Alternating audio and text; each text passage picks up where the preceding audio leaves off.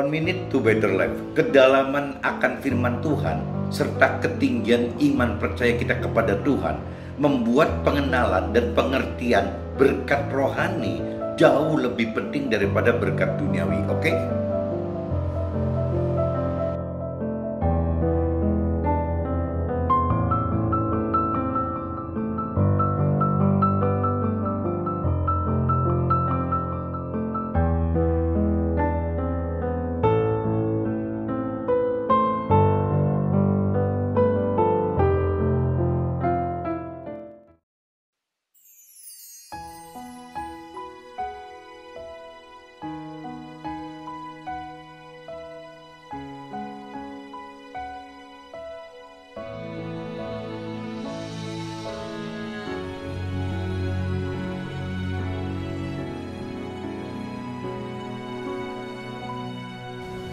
Betapa ku mencintai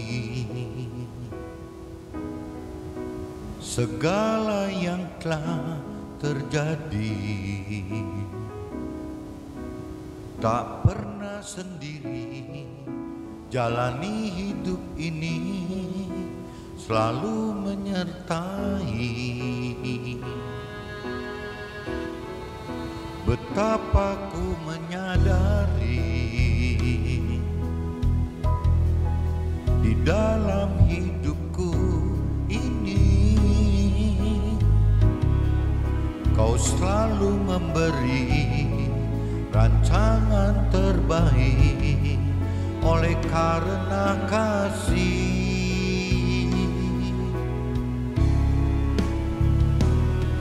Bapa, sentuh hatiku, ubah hidupku menjadi yang baru, bagai emas yang murni. Kau membentuk bejana hatiku. Bapa, ajarku mengerti sebuah kasih yang selalu memberi, bagai air mengalir yang tiada pernah berhenti.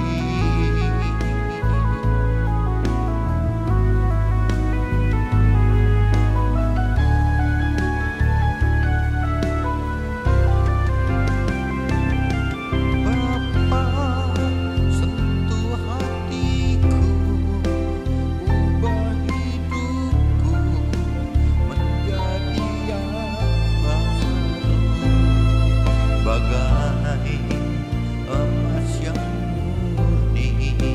Kau membentuk bejana hatiku.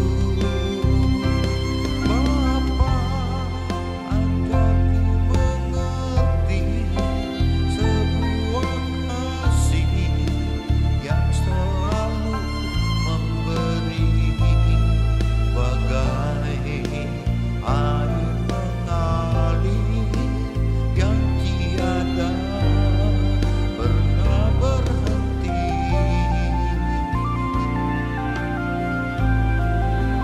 Kasih-Mu ya Tuhan tak pernah berhenti.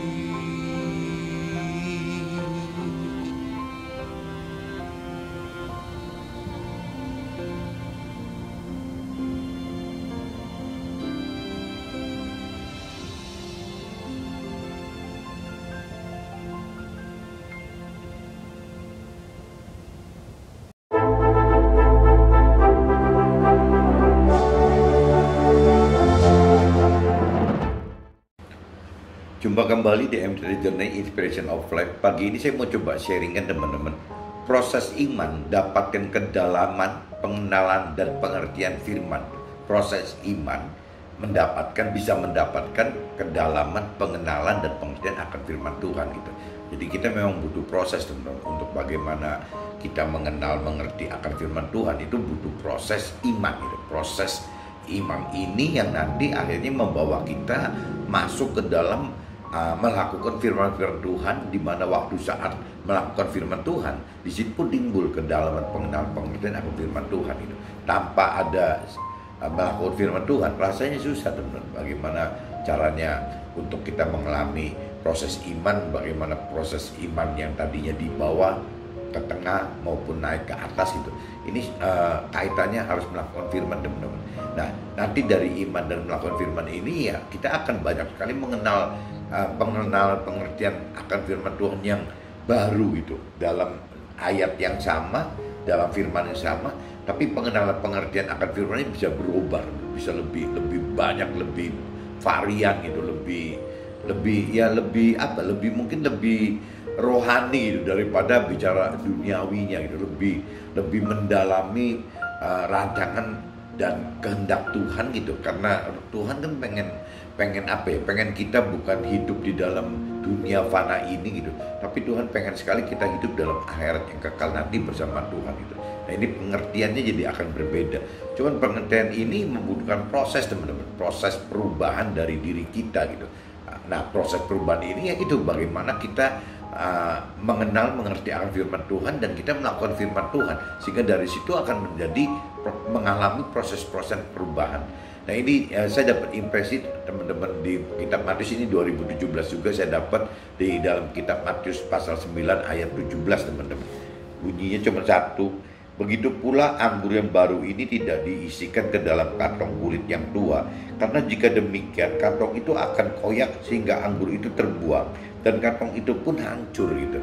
Tetapi anggur yang baru disimpan orang dalam kantong yang baru pula, dan dengan demikian terpelihara kedua-duanya gitu. Jadi Tuhan maksudkan di dalam ayat ini teman-teman bahwa untuk kita mengalami hal yang baru gitu, pikiran, perasaan dan kehendak baru gitu, yang tadinya yang dari kita itu lama gitu, pikiran, perasaan dan kehendak kita yang lama, kita rubah menjadi pikiran, perasaan, kehendak Tuhan yang baru gitu.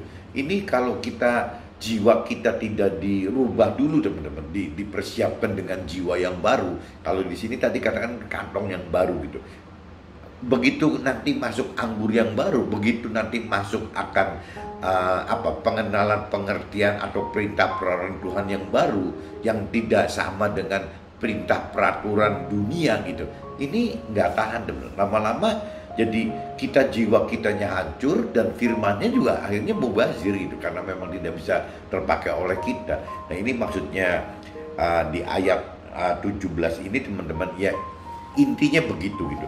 Nah, ini terkait banyak teman-teman. Jadi perubahan pengertian pengertian akan firman Tuhan itu nanti berubah gitu. Jadi contohnya yang tadinya kita anggap bahwa hal-hal yang materialistis itu, yang terkait dengan harta tahta itu adalah nomor satu dalam hidup kita, tapi begitu kita pakai jiwa yang baru, jiwa yang dari Tuhan, nah akhirnya kita bisa punya pengertian yang berbeda dengan bahwa harta dan tahta itu ternyata, atau pemenuhan nafsu dunia itu, atau show force gitu secara dunia itu bukan nomor satu teman-teman. Itu nggak ada gitu ya. Hal-hal bicara harta tahta dan pemenuhan nafsu duniawi itu tidak ada di dalam akhirat nanti gitu. Nah, ini yang Tuhan perlu kita diingatkan Tuhan itu ya seperti itu, bahwa kita ini nanti akan kekal gitu, bukan di dalam dunia ini tapi di dalam akhirat. Jadi bagaimana caranya kita hidup sekarang itu harus dengan perubahan-perubahan dari dunia ya, untuk menuju kepada apa yang Tuhan rancangkan dan kehendaki di akhirat nanti gitu ya. Tapi kembali lagi yang tadi saya katakan, perubahan ini nanti paling mudah akan tercermin dari yang tadinya kita anggap bahwa harta tahta dan show force itu nomor satu keperluan dunia gitu ya. Tapi setelah kita mengerti firman Tuhan, ini berubah bahwa harta tahta dan pemenuhan nafsu duniawi, seperti contohnya mobil ya, misalnya harus piknik ke luar negeri, harus apa, itu akhirnya nggak ada artinya semua teman-teman. Karena memang Tuhan bilang yang seperti itu akan berlalu gitu ya. Kita mau seberapa banyak keliling dunia, seberapa puluh kali, berapa ratus kali keliling dunia, waktu meninggal juga sudah habis teman-teman. kita mau dapat mobil sekian banyak, belasan mobil, puluhan mobil pun ya tetap akan habis gitu. Kita punya koleksi dompet Hermes atau Chanel atau Gucci atau segala Louis Vuitton gitu, segala macam pun ya sekian puluh, sekian belas, sekian ratus gitu, ya tetap akan habis juga teman-teman. Jadi memang Tuhan katakan semua yang ada di dunia ini akan berlalu gitu, akan sirna dan berlalu, akan hilang gitu. Tidak ada satupun yang bisa terbawa dalam akhirat nanti.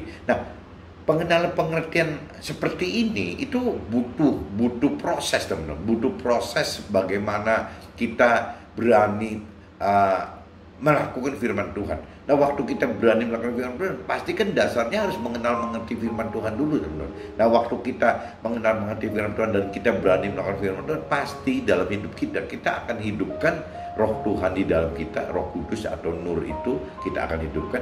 Nah, dari situ kita akan mulai proses iman, teman-teman. Nah, proses iman ini yang membuat perubahan gitu. Jadi yang tadinya disebut kantong lama itu menjadi kantong yang baru, dari jiwa yang lama itu menjadi jiwa yang baru. Nah, ini saya udah bacakan di kitab Matius pasal 9 ayat 17 seperti itu. Nah, ini kaitannya teman-teman dengan kitab Galatia, teman-teman. Coba teman-teman cari kitab Galatia. Kitab Galatia pasalnya pasal 3, teman-teman. Pasal 3, kitab Galatia pasal 3. Nah, ayatnya 5 sampai 12. Kalau di perikrupnya ini banyak teman-teman, bukan 5 sampai 12 tapi 1 perikrupnya sampai 14 teman-teman. Tapi saya cuma kutip dari pasal 5 sampai 12 aja. Nah, judul perikrup ini sebenarnya dibenarkan oleh karena iman, teman-teman. Jadi bagaimana caranya kita hidup dibenarkan Tuhan itu karena iman, itu bukan dibenarkan karena apa? Karena pikiran, perasaan dan kehendak kita gitu, bukan bukan ukurannya karena duniawi gitu. Jadi dibenarkan oleh Tuhan itu adalah dibenarkan oleh karena iman kita kepada Tuhan itu. Nah, ini saya coba bacakan teman-teman secara universal ya, ayat 5. Bagaimana sekarang? Jadi bagaimana sekarang? Apakah ia mengadukan ini ia di sini Tuhannya. Jadi bagaimanakah sekarang? Apakah Tuhan yang menganugerahkan roh kepada kita dengan berlimpah-limpah dan yang melakukan mujizat di antara kita berbuat demikian karena kita melakukan hukum Taurat atau karena kita percaya kepada pemberitaan Injil gitu. Jadi di sini ditekankan kalau ada terjadi mujizat dalam hidup kita gitu, itu karena memang cuma sebatas teori-teori yang terkait dengan duniawi gitu, atau terkait dengan teori-teori yang memang sifatnya untuk nanti gitu. Karena ini bicara kalau mujizat itu berarti hal-hal yang sudah di luar rasional, teman-teman. Kalau dunia itu kan diibaratkan rasional gitu. Kalau udah bicara mujizat ini bukan rasional, teman. Kalau mujizat rasional ya namanya bukan mujizat karena bisa dan manusia juga nggak mau ngakuin itu dari hal itu adalah mujizat karena memang manusia bisa melakukan. Tapi manusia itu tidak akan bisa melakukan sesuatu, makanya dia bilang ya hal yang mustahil ini adalah mujizat gitu. Jadi di sini ditekankan teman-teman. Di sini saya ingatin lagi, Tuhan yang mengadukan roh kepada kita dengan berlimpah-limpah dan yang melakukan mujizat di antara kita. Nah, yang Tuhan tekankan apa yang terkait dengan Tuhan itu adalah ya perbuatan-perbuatan, perintah-perintah, peraturan-peraturan, perbuatan-perbuatan yang memang tidak umum, teman-teman, yang irasional. Karena mujizat itu yang dikatakan dasarnya adalah irasional gitu. Tidak ada mujizat itu yang rasional. Mujizat itu semua irasional gitu. Dan ya bagi manusia itu hal mustahil gitu. Tapi buat Tuhan kan tidak ada yang ya mustahil gitu. Buat Tuhan itu mungkin semua gitu.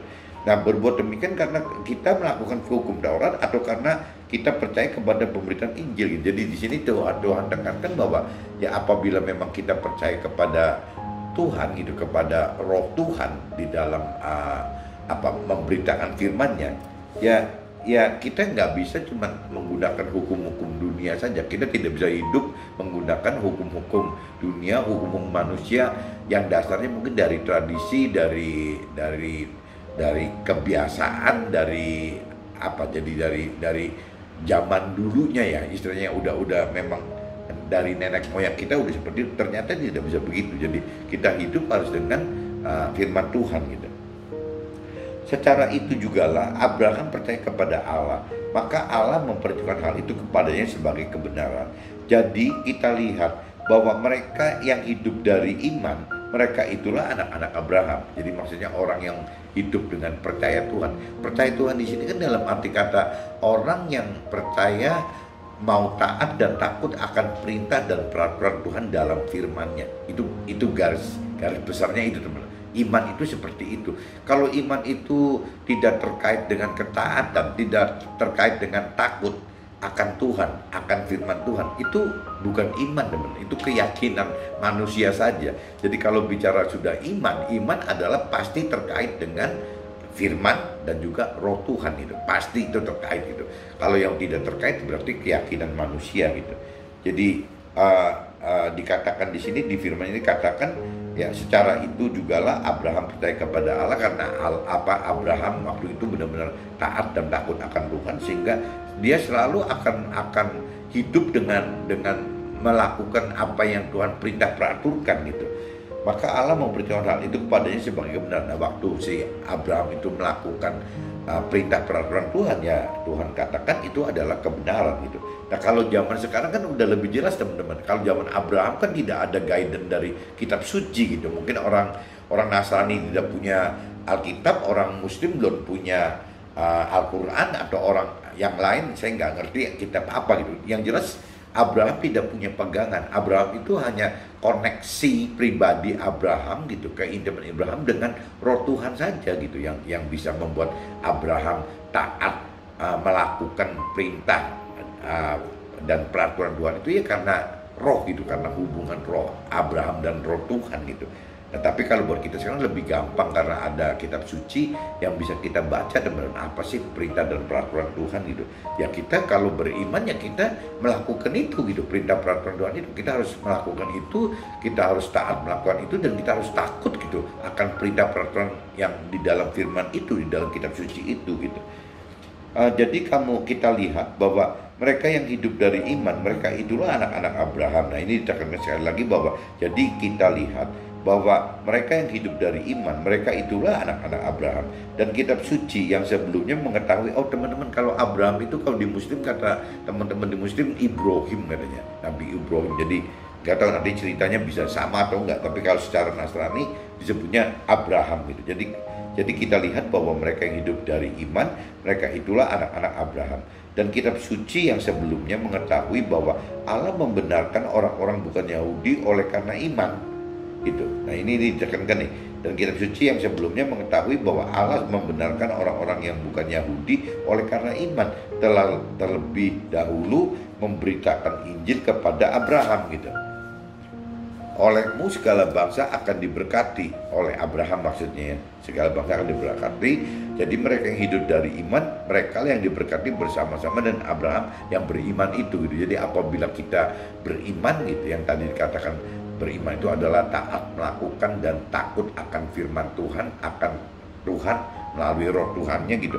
Yaitu pasti ya bersama-sama diberkati bersama-sama Abraham gitu. Tuhan katakan gitu. Karena semua orang yang hidup dari pekerjaan hukum Taurat berada di bawah kutuk. Sebab ada tertulis, terkutuklah orang yang tidak setia melakukan segala sesuatu yang tertulis dalam kitab hukum Taurat. Nah, ini teman-teman, kalau cerita di Nasrani, kebenaran di kitab suci Nasrani, di Alkitab itu terdiri dari kepecah dua, teman-teman, perjanjian lama dan perjanjian baru. Nah, biasanya orang nyebut kalau perjanjian lama itu masih kena hukum yang lama gitu, jadi mungkin kenanya Taurat gitu. Tapi kalau hukum Taurat itu kan ya itu hukum-hukum yang langsung gitu ya, apa yang langsung take and give gitu. Tapi kalau cerita hukum yang di perjanjian baru, teman-teman, itu lebih ke arah kasih karunia Tuhan itu. Bagaimana kita hidup mengandalkan kasih karunia Tuhan itu, bukan karena hukum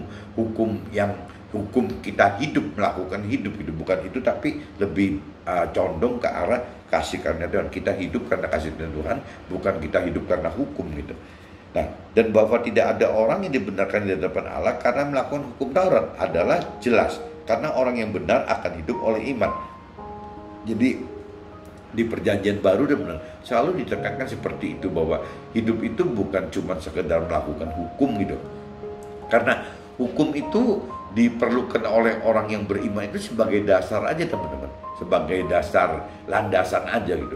Nah setelah dewasa rohani, hukum itu sudah nomor 2 gitu, nggak terlalu dominan. Yang penting itu justru bagaimana apa yang Tuhan inginkan gitu, apa yang Tuhan inginkan, dan berujung ke ya itu tadi teman-teman. Jadi berujung kita hidup itu dengan mengharapkan kasih karunia Tuhan, bukan hidup berdasarkan hukum ya yang kalau A berarti akan B gitu. Kalau yang dengan Tuhan, yang Tuhan mau itu ya bukan A harus B gitu ya, A ya terserah Tuhan, nanti dapatnya C D E F gitu, terserah Tuhan. Itu karena kasih karunia Tuhan, karena kita sudah tidak bisa punya rancangan sendiri, kita nggak bisa punya kehendak sendiri, ya kita cuma bisa ngikutin apa yang Tuhan perintah peraturkan saja gitu, cuman itu aja. Jadi jiwa kita yang balik lagi, kantong lama kita itu memang harus dirubah teman-teman. Untuk beriman itu harus dirubah menjadi kantong yang baru.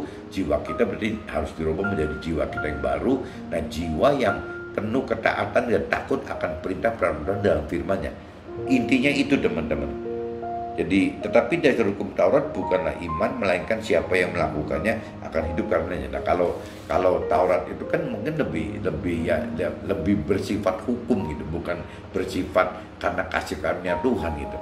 Ini saya udah bacakan teman-teman di kitab Matius 9 ayat 17, dan saya udah bacakan di kitab Galatia pasal 3 ayat 5 sampai 12.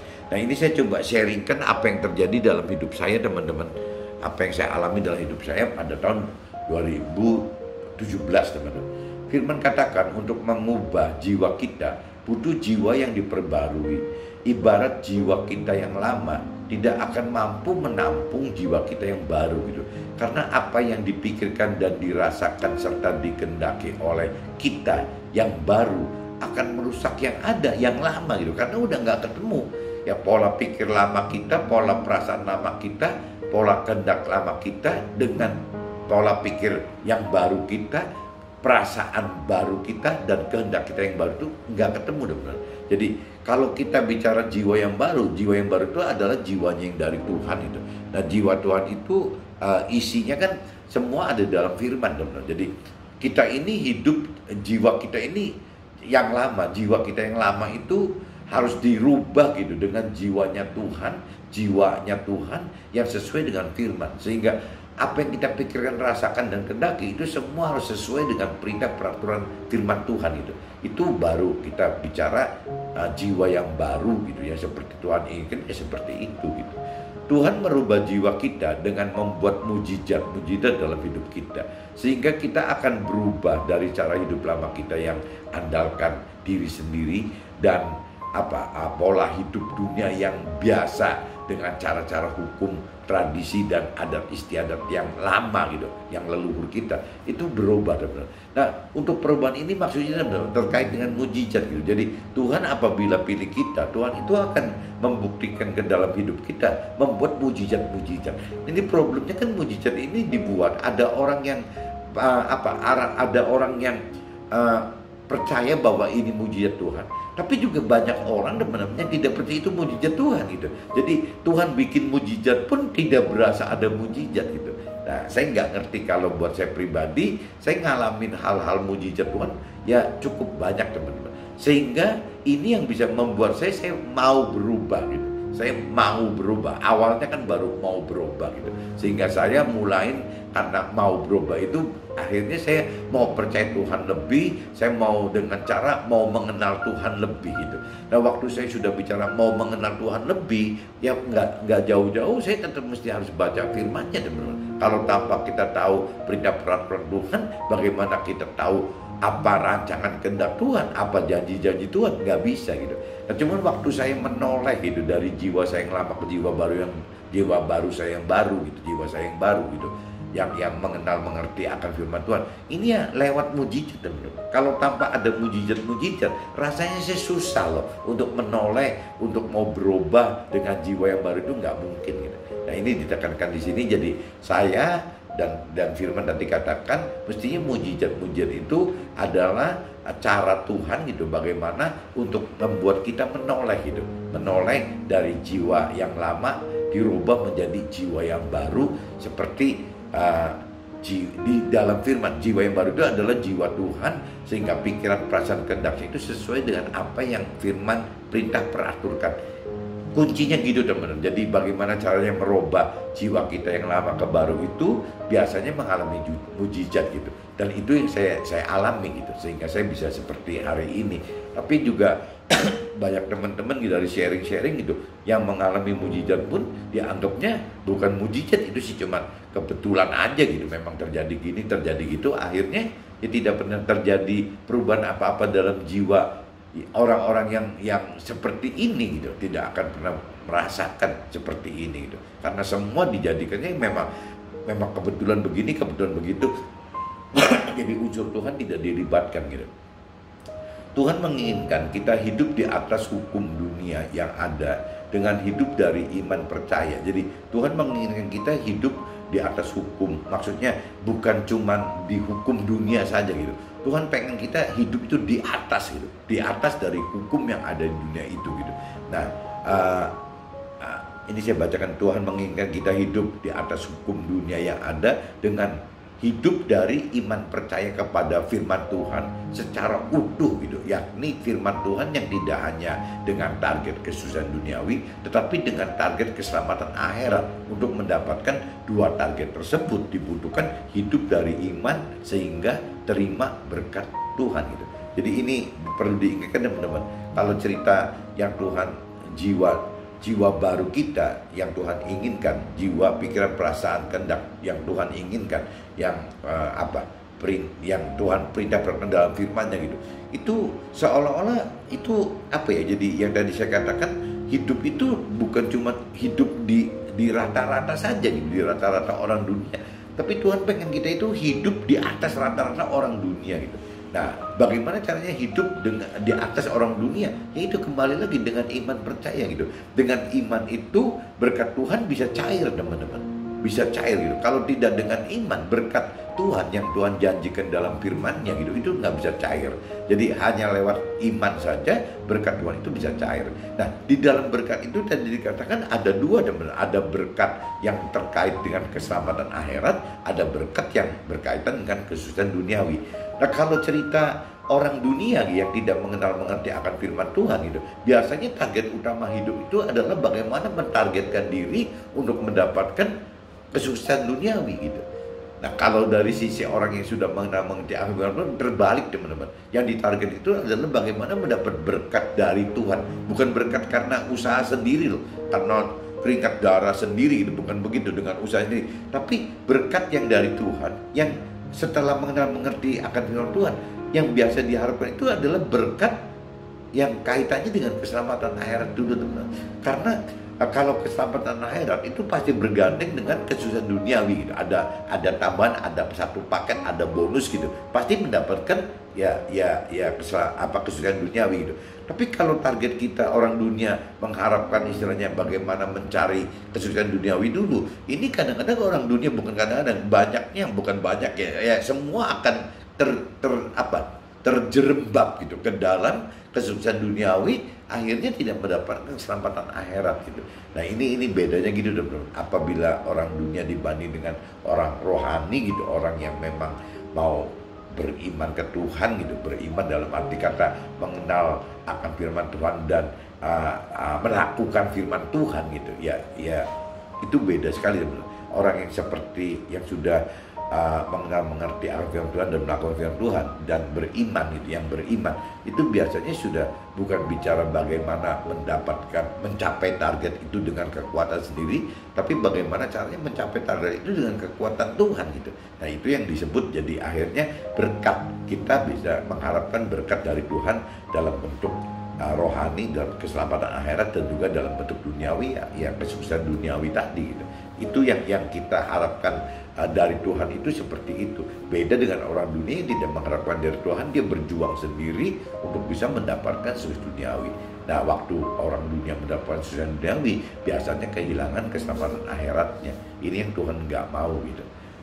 Hukum dunia diperlukan sebagai landasan pengenalan dan pengertian serta langkah awal untuk berani melakukan firman, sehingga secara perlahan kita akan jadi semakin beriman, percaya firman dan semakin beriman melakukan firman itu. Jadi maksudnya kebaikan firman apa bukan firman. Jadi hukum-hukum yang ada, hukum-hukum yang ada di nenek moyang kita berupa tradisi atau adat istiadat itu bukan jelek loh teman, itu baik gitu, itu baik sekali. Tujuannya kan baik untuk membuat satu kebaikan. Dan itu kita butuhkan sebagai landasan teman. Jadi kita jangan berhenti cuma di kebaikan itu gitu. Kita mesti melangkah bukan cuma bicara di adat istiadat atau adat istiadat atau tradisi dari orang tua kita, dari nenek moyang kita.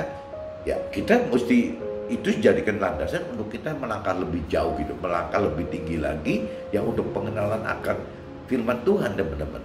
Tapi kalau misalnya kita tanpa ada landasan kebaikan, tanpa ada landasan dari adat istiadat dan tradisi gitu, susah teman-teman, terlalu sulit untuk bisa beranjak gitu, langsung masuk ke dalam kebenaran firman Tuhan. Itu jadi lompatnya terlalu jauh gitu. Jadi memang kita butuh kebaikan, kita butuh kebaikan yang lahir dari adat istiadat, dari kebiasaan gitu, dari adat istiadat, dari tradisi nenek moyang kita. Kebaikan itu kita butuhkan sebagai landasan untuk kita mendapatkan kebenaran yang firman Tuhan inginkan gitu. Jadi ya kebaikan itu adalah dasar gitu. Tapi banyak orang yang cuma berhenti di kebaikan aja teman-teman. Nah kalau bicara di kebaikan yang tadi, kalau ukurannya target gitu, target hidup ya akan orang yang baik itu ya mungkin saja mendapatkan sesuatu duniawi, sangat memungkinkan gitu. Karena memang dia baik gitu kan, dia harus kerja keras, dia harus ini harus itu gitu. Ya dia lakukan itu baik ya pasti mendapatkan itu. Tapi yang dikhawatirkan apabila kita tidak melangkah lebih jauh ke dalam target berikutnya gitu, keselamatan akhirat, ini susah teman. Nah keselamatan akhirat itu memerlukan di luar tradisi dan ada istiadat nenek moyang, dibutuhkan kebenaran firman Tuhan teman. Sehingga kita bisa masuk ke dalam kebenaran yang Tuhan inginkan, sehingga kita dapatkan keselamatan akhirat. Dan janji Tuhan begitu teman-teman, dapatkan keselamatan akhirat lebih dahulu, baru akan ditambahkan keselamatan duniawinya. Itu janji Tuhan seperti itu gitu.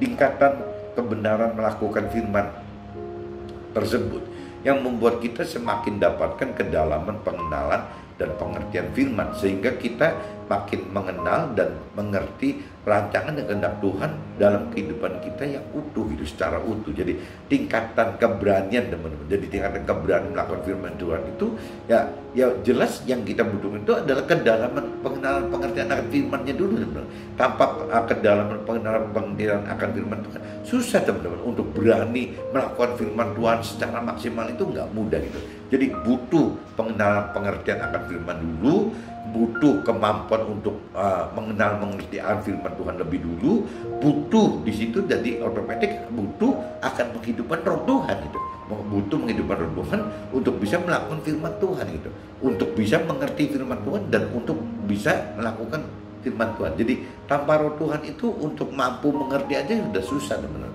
Ya apalagi untuk mampu melakukan itu lebih susah lagi. Jadi pengenalan pengertian itu yang membuat kita bahwa kita tahu bahwa di dalam kita itu ada roh Tuhan, sehingga roh Tuhan itu harus dihidupkan, dan waktu kita hidupkan roh Tuhan makanya kita akan mampu untuk mengerti perintah peraturan Tuhan maksudnya apa, dan kita mampu gitu untuk melakukan firman Tuhan gitu teman. Karena firman Tuhan itu umumnya sudah bertentangan dengan apa yang dunia inginkan teman, berbeda sekali gitu, bertolak belakang gitu. Nah jadi memang butuh apa ya, butuh kekuatan dari roh Tuhan yang ada di dalam kita untuk membuat kita mampu mengerti dan mampu melakukan firman Tuhan. Jadi memang kembali lagi ya kita butuh pengenalan pengertian, kedalaman pengenalan pengertian firman Tuhan, sehingga kita bisa mengerti harus apa, harus bagaimana supaya apa yang Tuhan rancangkan dan kehendaki dan apa yang Tuhan janjikan itu bisa kita tuai gitu, bisa kita genapi dalam hidup kita.